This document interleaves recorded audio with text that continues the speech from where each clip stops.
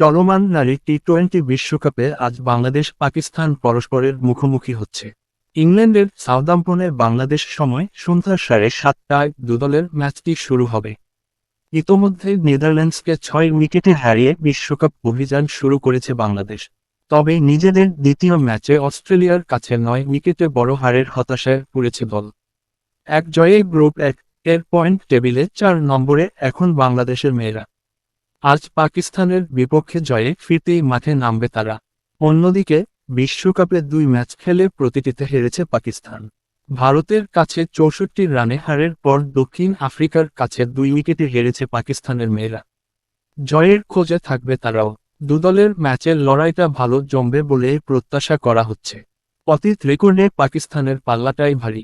এ পর্যন্ত বাংলাদেশের বিপক্ষে 20টি টি-20 ম্যাচ খেলে 16টিতে জিতেছে তারা। তবে সম্প্রতি পাকিস্তানের বিপক্ষে 3টি ম্যাচ জিতেছে বাংলাদেশ। আর এই পারফরম্যান্সে আজ পাকিস্তানের বিপক্ষে নিগার সুলতানা জ্যোতিদের বাড়তি আত্মবিশ্বাসী করে তুলছে। এ ম্যাচেও পেসার মারুফা আক্তার বেশ প্রভাব রাখতে পারেন। নেদারল্যান্ডস ম্যাচে বৈচিত্র্যময় বোলিংয়ে 31 রানে 2 উইকেট নেন মারুফা। অস্ট্রেলিয়া ম্যাচে বাংলাদেশের হয়ে একমাত্র উইকেটটি তারই। পাকিস্তানের ব্যাটিং লাইনআপ তছনছ দেওয়ার জন্য তার একটি স্পেলই যথেষ্ট।